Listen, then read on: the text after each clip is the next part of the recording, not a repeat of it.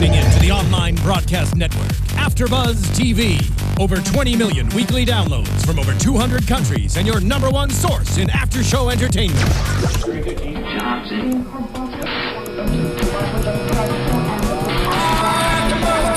AFTERBUZZ TV, the destination for TV superfans. Producing aftershows for over 300 of your favorite TV shows. Interviewing celebrities and showrunners. And bringing you behind-the-scenes exclusives. All thanks to E! Entertainment's Maria Menounos, producer Kevin Undergaro, and internet leader Akamai. Now, let the buzz begin! Hello fans, and welcome to another episode of AFTERBUZZ TV's Spotlight On, the show where we interview TV personalities and the actors behind the favorite roles you see on TV. I'm your host, Stephen Lemieux, here with a special guest today, Mr. Tyson Sullivan. You've seen him on Banshee, you've seen him on Justified, you've seen him on a lot of different things, Without a Trace going back, and even a few movies, one with David Carradine. I want to talk about that a little bit. Yeah. Thank you so much for joining us, Tyson. Yeah, thanks for having me. This is a good shop you guys set up. I know, right? We got air conditioning. You do, which is nice. That's the thing we need today. It's like I said, it was 107 in my car whenever I popped out of it this afternoon. I'm not trying to sit in that. So we are here today. We're going to kind of cover your early career, how you kind of got founded in acting. Okay. And where you kind of started out, and then moving on to Banshee, moving on to, you got a new movie coming out this December called Demonic, yep, which is really exciting, which we'll get to talk about a little bit as well. So, okay, childhood. Going back. Childhood. What is the earliest? No. What's like the earliest moment that you can think of that you're just like, I want to be on stage and I want to be in front of people and I want to be acting? My mom brings this up whenever I talk to her. Whenever I was a kid, she would give me like an hour each day to go just play by myself, and I would always go to my closet and I'd make little things and I'd create these characters. Like I'd grab like one she always brings up is like she had these green hose. And I put them on, and I made this like Peter Pan hat, and I'd like go around playing as Peter Pan, you know. Wow. And so that's kind of the earliest trace back. You know, I did like plays in middle school and high school and that kind of stuff.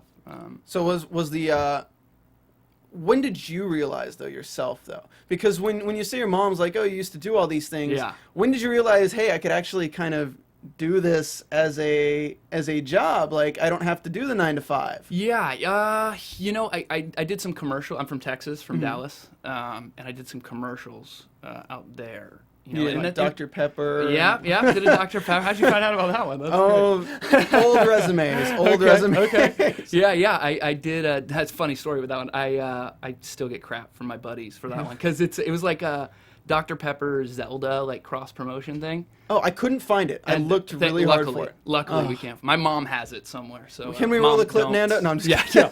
Yeah. Mom, thanks for not sending that one in. But I did that, and my big role was like I played video games and like to save the world, right? So I'm like 12 years old, and this cute little girl comes up to the door, and she's like, "Do you want to come play?" And my big line that I still get crap for to this day was, "I'm sorry, I've got to go save the world." So yeah, I'm still living that one down. Does that have anything to do with your role in A Quiet Fire and how you're just playing video games? Jeez, yeah. It's Quiet Fire was great. It was we kind of talked about that a little bit before about kind of early stuff like student films and whenever you first kind of get going. I mean, how was it? I mean, skipping ahead just a little bit, I mean, you went to Biola University, you graduated in 08, right? Yeah. And you were part of the first film shot with a red camera at that studio. And if you don't know what a red camera is, there's Red Epic, there's all these brand new cameras, they're digital, that are just phenomenal. You can edit exposure and post, you can do all sorts of stuff that's just you couldn't really do with a digital camera before. And your college got their very first one. You're part of the movie called A Quiet Fire. Yeah. How did you get involved with being in that project? Yeah, that was, I had graduated maybe like a semester before. And if I'm being totally honest, it's one of those things that ended up being a huge blessing in retrospect, but at the time I didn't want to do it. Really? I'd already moved to LA and like I'd started getting work and I was like, you know what, I don't need to go do that. And like being an idiot, you know what I mean, like you are. You're like, I don't want to go do that. And one of my buddies was like, no, come read, and you know, it's a good script. And so I ended up doing it with some of the guys from Biola. And it ended up being just a huge blessing. Like you said, I mean, you know, to get to work on something like that, kind of at the, you know, forefront of that technology and stuff. Well, just especially, I mean, you can't really beat that on your reel, like having a nice little piece of red epic on your reel. Yeah, yeah. Also, what would you say is your very first role that you booked that you kind of, okay, your first role you got paid for? Yeah, that was probably the Dr. Pepper commercial. Really? That very first one? That was probably, yeah, that or like I did a famous footwear commercial back in that same time. Do you think your Dr. Pepper commercial is going to be the one where like you get the Aaron Paul role and his Juicy Fruit commercial is going to be like your Dr. Pepper, people like bring it out of the woodwork? Hopefully. That'd be good, yeah. All right, so you graduate from college, you get a role in Richard III, kind of a small role, but it's like an all-star cast. It's kind of amazing at how large this production. You're 18 at this point. Yep.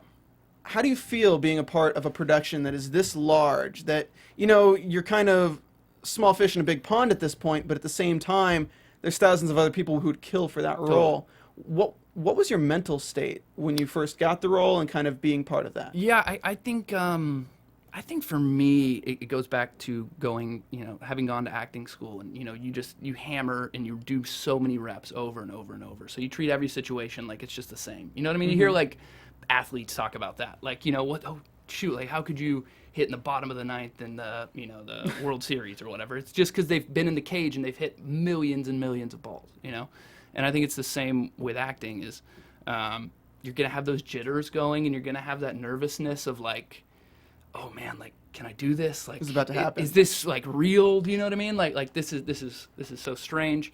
But I think getting those reps, there's nothing that can replace that. And it's so helpful in a situation like that where, like, for me, that was it was my first ever IMDb credit and like first time ever working with like people you've seen before or whatever, you know. And, Danny Trejo, David Carradine. Yeah. It's one of those things where, you know, luckily, hopefully you've put in the work before so that whenever you show up on set, it's not like, well, yeah, you'd hope you know your lines. Yeah, well, at the least, right? I do want to ask, though, because you were part of that production, are there any memories you can recall with the late David Carradine that you got to interact with him on set or anything like that? No, I just remember there was a scene shot over by the farmer's market over there, you know, by the Grove. Oh, yeah. And there's like a bank there and a Chipotle. And right behind it in one of the alleys was where one of these scenes was shot. And I just remember Carradine was so like intent. There was a big knife fight that was going on there. And he was like so intent on like getting the steps right and doing everything like correct. Like it was kind of cool to see from early on somebody that kind of makes sense with the movies you see him in. Yeah, you've seen him in. Totally. So you totally. So tell me what the timeline is. You have A Quiet Fire. You have Richard III. At what point did you start getting TV roles and started auditioning for that and having an agent? Because I know you went on Days of Our Lives for an episode. You went on Without a Trace. So how does this kind of develop into that career? Yeah. I think it's one of those things is they always tell actors, or at least whenever I moved out here, they're like, go to Samuel French, get the book that has all the agents, do a mail out to all, like every actor does that, you know? Yeah. You send out 150 things and nobody writes back. You don't know what Samuel French is? You're like, you're like, telling me to go to somebody's house? Yeah, like, who's Sam? I don't know who Sam is. So I did that kind of stuff. You'd have an agent, like one guy, and some, you know, agent out in Pacoima would like give you a call, and so, you know, you'd go and meet with that guy. And I can't remember exactly how I got Without a Trace, but that was like my first TV thing. And I was kind of devastated because I got cast in it, and then they ended up cutting like that role. It was only one scene. It was like a co-star. Was it going to be more? And then no, it wasn't. It was just like this one. It's like the main character had some sort of like, she didn't know if she knew this guy. And it was going to be those tie-ins where like, you're like, oh, is this guy a bad guy or whatever? You know what I mean? That kind of thing. And I guess like even reading it, if I'm honest, whenever I was doing it, I was like, why do they even have this in here? It doesn't really make sense. Just kind of throw in. And so it ended up getting cut. So it was one of those things where you learn early on, like, don't necessarily tell people what you're going to be on until you're sure that you're going to be in the final cut. And don't tell people you have an audition until it's over and cast. Yeah. The worst is when you're like, oh yeah, I got this audition. Your friends see that and they're like, why aren't I going out for that? Yeah, call your agent. Hey, can I get on it? I've seen it happen. Dude, I mean, you gotta have that hustle. Yeah, you gotta be quiet. You gotta have the quiet hustle. You want people to be like, where the hell did this guy come from? Yeah, where is this dude from? But I mean, that's what happens with actor. When people say, oh, they're an overnight success, it's like, no, they've been working for 10 years. You just didn't know about them. Totally. And then when you finally hit, you hit. So what's the reaction to your family and your friends back home? Are you kind of like big man about town right now, or do they kind of understand the industry a little bit? I think they're just so happy that I'm getting some work. You know what I mean? My parents, my wife, I mean, we've all kind of been through this struggle together. And like when you're an actor, when you're in any profession and you're trying to move forward, the ones that are closest to you, they're firsthand giving you money if you need it. Helping you out. Totally. You know what I mean? And just like emotional support, like, when stuff gets ripped out from underneath you thought was going to be great, so they're just so stoked that stuff's started kind of moving in the right direction. How important do you think it is for an actor to move to Los Angeles to have that family supporting them? Man, I don't know how somebody could do it without it. Really? I really do. I mean, there's plenty of stories where people, wow, that's just so incredible. But I feel so blessed to have loved ones that really are invested and care about what I do. Because part of the fun too is like, you feel like you're winning it's a whole team. You know what I mean? Instead of like just a one-man show, it's like a team. So it's like, yes, we all did it. You go harder because you want to make them. You want to make them proud. You want to do good by them. And it's cool. So I also kind of want to ask, like, as somebody who moved here, I moved here like 3 years ago, July 2011. Okay. So I've been here 3 years, and the people I've met on the first shoots I've done, everyone that I've met since moving here, it's kind of been really interesting to see their careers evolve and develop, and some even fizzle out from the time I've been here. Do you have any experiences with that, like the people that you've worked with that have kind of been helping you out and you vice versa, just people that are being basically your generation of the actor? Sure, totally. I think it's really important to try and find I don't know if mentor is the right word, but somebody that's on, it's all like we're all going towards the same goal, right? Like, so. And we're all in various stages of our career. Like a friendly rival, then. Well, kind of, but I'll give you an example. There's a buddy of mine, Phil Winchester. He's on a show, Strike Back. Okay. He's one of the leads on Strike Back. And I got introduced to Phil, and we just kind of hit it off. Like, we hit it off as, just kind of buddies. I loved his work. He was already kind of a little bit further along in his career. And we started meeting. Once a week for breakfast. He was gracious enough to meet with me and all that, and you just kind of get advice from him. Man, like, what did you do in this situation? Like, how did you deal with this? And I think that's really important too. Having people around, because for me, it's not so much about like not letting somebody else see an audition or like, oh, I don't want to give the trade secrets. For me, it's like, dude, let's all do like this is like, do you know what I mean? Like, and I think the more that we can kind of help each other out, the better, because it is going to happen. They're going to choose who they want, like regardless. Totally, and there are going to be, like you like you kind of put, is there's going to be people that fizzle out. Like it is. We talked about this a little bit. It's a bit of an addiction. Like you have to be an addict to be in this bit. It has to be about the work and just. It's fairly masochistic. It's tough, it's tough. And you gotta like ramen. You gotta like peanut butter sandwiches. Cup of noodles. And but yeah. Okay. So let's kind of move into a little bit of Banshee. So Banshee is really kind of where, I mean, you have 10,000 followers on Twitter.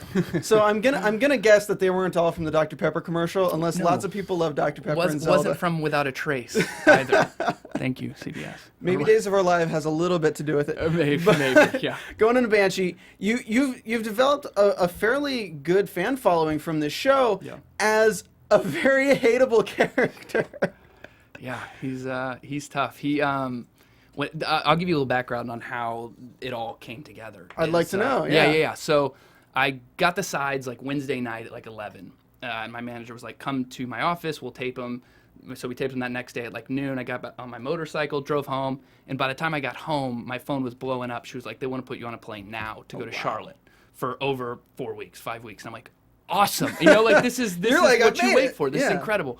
And I was a newlywed, so I called up my wife and I was like, babe, I'm going out of town for hopefully not on your motorcycle. No. Luckily, that planes. No, not on my motorcycle. But called her up. And she was stoked. And I got on a plane that night and landed in Charlotte. Shot in Charlotte, North Carolina. And when I landed, I was talking to Lonnie, who directed one of the first episodes I did, and I knew he was a white supremacist. Whenever I did the audition, I put on some like fake tats. Okay. You know what I mean? Like just to give him Like the the idea. rub on? The like rub on kind of stuff. It was like a tiger. Like No, Tinkerbell. it was like totally cheesy. And I put on some fake tats. I didn't shave my head, didn't go to that, but I assumed I was gonna have to shave my head for the role.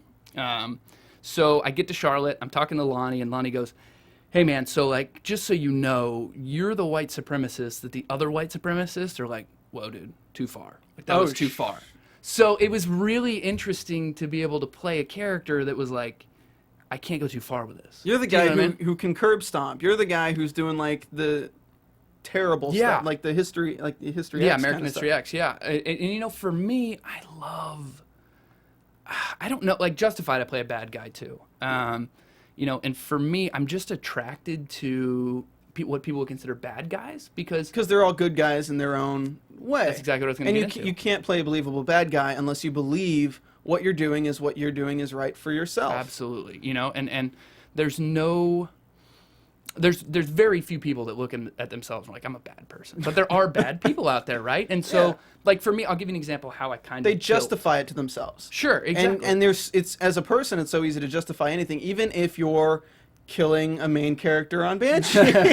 You can justify it to yourself. Totally. Oh yeah, spoilers in this if you guys have not watched the second season of Banshee. Sorry. I forgot what we were just talking. We were talking about building a bad character. For me, the way I built Hondo is I like to go back real early in the character's life and kind of start from there, and that'll kind of justify where they're at now. Mm-hmm. So with Hondo, I went back and I was like, what if his dad owned a janitorial company? And he had all the contracts, at, you know, all the civic buildings and all the city buildings, and then affirmative action came along, and his dad lost those contracts. His dad starts drinking a little bit, becomes a bit of an alcoholic. Mom leaves him for an African-American man. Dad ends up killing himself. Hondo's thrown into foster care. Right? So, like, to just look at a character... Just sets it up. Yeah, so if you just read on the page, white supremacist kicks a pregnant woman in her pregnant belly. Like, that guy's... You're like, wow, that guy's super awful. unlikable. Super unlikable, super bad. But if you go back and build that from the beginning... It's like, okay, I can see where that awful mindset could have a beginning. There's the rage. He puts another face on the woman and puts another face on the baby. Exactly. It's not. They're not human. You know. You're not in Warner Laughlin, are you? Because I have studied at Warner Laughlin. Okay. Yeah. I have studied over there. Yeah. That seemed very familiar because that was the first class I took in LA. Oh, nice. And I just building the story. You have to build a whole history for the character to make it believable. So I really like that you said that because it really makes it. For a villain especially, you really need him to be believable. And if you don't have that story, if you don't have that, like, what is it called, foundations, you'll fall apart easily at the slightest, like, terrible thing. And when you have to push it that far, I mean, are there any scenes in Banshee where you were just kind of, they told you to do this and you were just kind of like... No, it all made sense. Like it all was grounded. Whenever you can kind of put that back work with that character, it had a little bit more grounding to it. I think in a different life, I probably would have been a defense attorney because I just love knowing people's backstories. Like I don't think like there's very few people whose history I know like.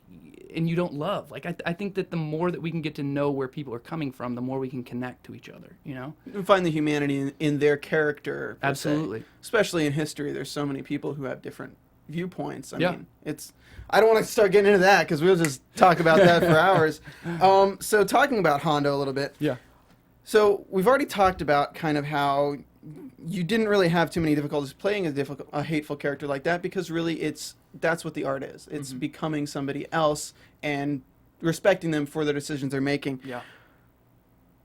But I gotta ask, what's it like killing a main character in a show like this? Like the fan fallback from that and just... I'd never experienced anything. That was kind of strange. What kind of legacy are you leaving for Hondo in this show when you're gonna go ahead and brutally murder somebody, and then what are the characters going to do to you in retaliation? Because we don't know yet. That's how the season ends up. Yeah. It's kind of like, what's going to happen? What's going on?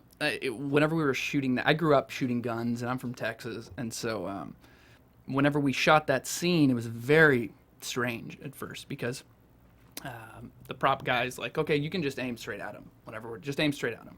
I was like, okay. You know, the first time you do that, and they're so incredible on that show about with FX and everything, and the first time we shot, the first take that we had, they had squibs on them and blanks in the gun. And so you're sitting here, you're firing you know what I mean? And you're firing seeing blanks, it. and you're seeing like, and it was this. It took like a couple takes, right? Like to, like get out of your head, like you know, your headspace of how insane. Because you feel like you're actually shooting them, kind of. Yeah. No, I mean, it like if you were standing on set and you didn't know what was happening, there was no post in that. Like it was shot Jesus. how it was. All I can think of is The Crow. Right? Dude, I had that same thought whenever we did it. I was like, oh man, jeez, I don't want to do You're that. like double guy. checking. These are blanks, right? These are blanks, Yeah, right? You yeah. don't want to really kill Demetrius Gross. No, I don't. And we did. You know that he was in A Quiet Fire, right? No, I didn't know that. So we worked together in A Quiet Fire, and he like set me, or was gonna set me on fire in it in A Quiet Fire, and we were. Was he the hooded character? He was the hooded character. Oh, I didn't know that was him. That's Demetrius. Yeah. Oh my god. And so it was kind of a funny, you know, just to Coincidence. show how small kind of the city is. Do you think he had anything to do with getting you on Banshee at all, or no? Do you think he could have been like, oh, that dude? I don't think not in this particular instance, but it was great to be able to work with. I want that dude to kill me. I want think that guy to kill me. That guy's gonna be the one to kill That me. guy there. Well, you had he had beaten you up earlier in the scene in the season as well, correct? Oh yeah. So like it was kind of this was a retaliation thing, Sure. but I guess you had the final say, or so we think at this point. Bum, bum, bum. What do we have in store for Hondo? Because you are in season 3. Mm-hmm. It's kind of confirmed on several levels that you are, so it's not a spoiler. Yeah. What do we have in store for your character? Bad things, good things? You know, he's going to live happily ever after? That's it. You know, he rides off into the sunset, very happy. Yeah, no, those guys are amazing. Yatanis, who I think you guys have had in Super here nice before. guy. He's a great guy. Tropper, Lonnie, all those guys are amazing, and I know they've got a great season. Well, they 3. certainly put you in the moment. And one of the most important things for being in character is being in the moment, be able to really get into it, and shooting on site. Yeah. How is that? Like, what's it like being able to actually shoot most of these scenes on site and be that character fully in your environment? It's great. I think that the more that filmmakers can put you into the situation as opposed to being in a Green screen. you know what I mean? A green screen, or even on a soundstage. You know what I mean? There's just something, and I get the logistics of it and all that, but there's just Money. something to absolutely. But there's just something to being there, living it, you know, and that's our job as actors, regardless of where you're at, to be able to live it, whether it's acting to a tennis ball in the corner or, you know, the most amazing actor in the world, you know, you've got to be able to bring it. Do you ever get weird looks when you're like going out to lunch offset, covered in tattoos, dressed like a white supremacist? No, I was laughing. Joe Sikora, who played another one of the white supremacists, great. We become good buddies. Is he he's the bald one, right? He's the bald one, Okay. the smaller bald one. Yeah. He's a great dude, and we had such a great time. But one day after, actually, the scene where I kick Demetrius' wife, it's outside, super sunny that day. Terrible. Super sunny, that awful. And even my wife was like, "Ooh," it's like, "Oof." How did the sound effects guys are like, we need a sound? Yeah. What is the? I don't think I have it in the stock sounds, but. We were outside, and you know, you're covered in all the tattoos and stuff, and I had a reverse sunburn. Both of us did. He had a little bit worse than me because he's a little bit, you know, faired skin. But basically, what happened is, you know, you have these black tattoos over your skin. You're filming in the sunlight. Filming in the sun, and you get sunburn everywhere except for where the tattoos are. So you leave set, and you got white power, Nazi symbols all over you that are like a reverse sunburn. So that happened once. But It's like a racist Bane mask. yeah, in a way. Yeah. So you got a few looks like what? Yeah. Well, I mean, we had to take them off every day, right? Like usually you would just leave them on because it takes a bit to put on. It's about an hour on, hour and a half off.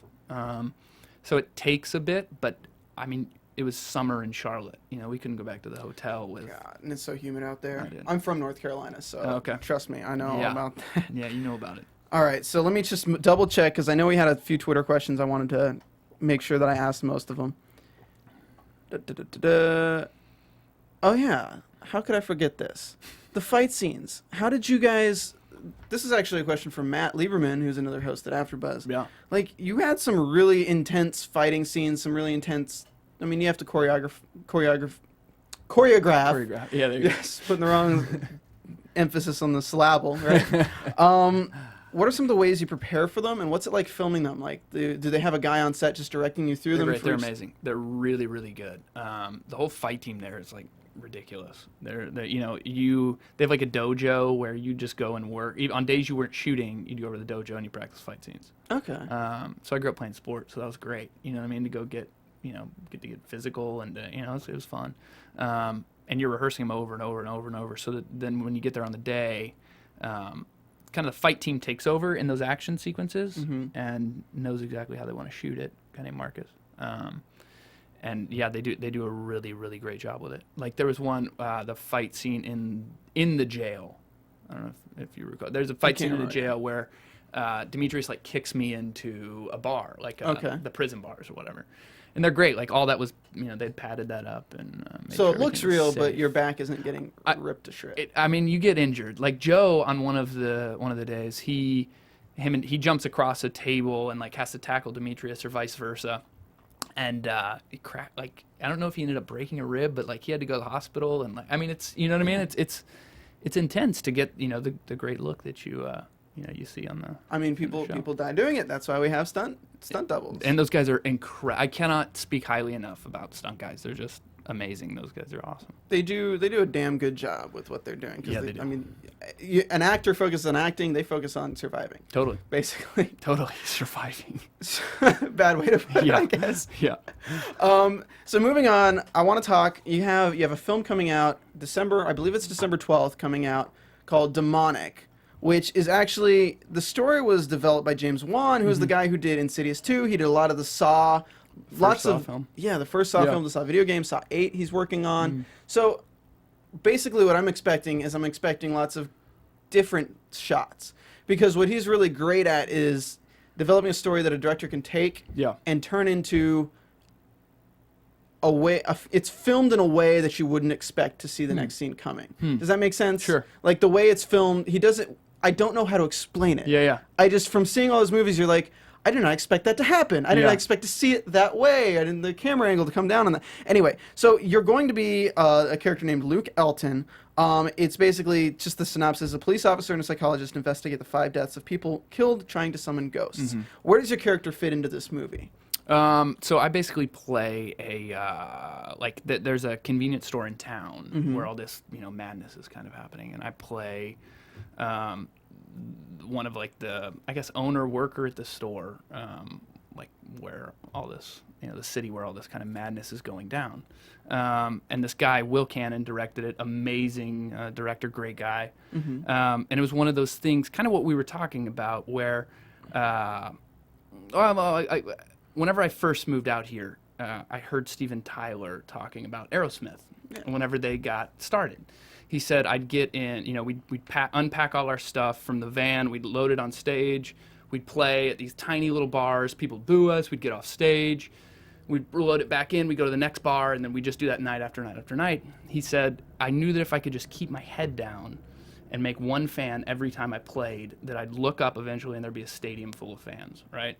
And so I love that so much whenever I first moved out here. It's what I've always tried, to base my career around. Is every time I get to perform, every time I get to read for something, I just want to make a fan. You know what I mean? Okay. Whether it's in an acting class or, in an audition room or on set, on a show, on a movie. And I read for like a few different roles for this. Like they just kept, like sending back. No, try we this like one. you. We don't know what you fit as. Exactly. And so that's what ended up happening with this film, and it was a great time. It was out in not Shreveport, Baton Rouge. Okay. Baton Rouge, Louisiana. Wow. Frank Grillo, Maria Bella, and it was great. It was cool. Are we gonna expect something really cool in the movie? Like, you can't give anything away. Yeah, there's some cool there's what you were describing. It's it's great. Okay, It's great. so you're gonna grab your Dr. Pepper and you're gonna save the world. Is that what's gonna happen in Baton Rouge, Louisiana? Do you have any upcoming projects aside from Demonic that you'd like to promote? Get people to check out. Banshee's coming in January, I believe it is, season 3. Yeah. Everyone needs to check that out, of course, because Hondo's coming back Hondo. for some more really messed up skinhead racism and violence. Yeah, All about that violence. Yeah, I think nothing. I mean, Demonic's coming out in December, and then Banshee in January. And other than that, just writing with buddies and getting stuff put together. Plan on hitting pilot season pretty hard? My pilot season kind of now. I usually do the more dramatic. Like I'm more of a dramatic actor, anyways. And I feel like your winter pilot season is seems More to be more successful. comedy, more CBS, NBC. Whereas a lot of the stuff I go out on is more like your Banshees and your AMCs and that kind of stuff. So. All right. Well, AMC's is pretty high up there. Dude. FX is really get getting better. up there too. Sons Yeah. of Anarchy. Yeah. You've already been one white supremacist. You could just jump on. There we go. It's easy. You have a motorcycle already. I do. I can ride a motorcycle, Yeah. and You know how to put on fake tattoos. I do know how to be a white supremacist. So I mean, just get in touch with Henry Rollins. see if he'll hook you up down at Kurt Sutter's camp. yeah, that's right. But Tyson, I want to thank you so much for coming in today so much for for having me, AfterBuzz TV. Where's your Twitter? I know it's at Tyson Sullivan, but At Tyson Sullivan. shout yourself out That's to any me. fans. Matt Tyson Sullivan, and I guess other than that, just IMDb, Tyson Sullivan, and yeah. All right, Great. cool, great talking with you. Thanks, man. Appreciate it, All brother. right, guys, you can follow me on Twitter at Stephen Lemieux. You can also check me out doing all these after shows at AfterBuzz TV, and we'll have some more interviews coming up as well in the future. Thanks for tuning in. We'll see you next time for AfterBuzz TV's Spotlight On. From executive producers Maria Menounos, Kevin Undergaro, Phil Svitek, and the entire AfterBuzz TV staff, we would like to thank you for listening to the AfterBuzz TV network. To watch or listen to other after shows and post comments or questions, be sure to visit AfterBuzzTV.com. I'm Sir Richard Wentworth, and this has been a presentation of AfterBuzz TV. Buzz. See you later. The views expressed herein are those of the hosts only and do not necessarily reflect the views of AfterBuzz TV or its owners or principals.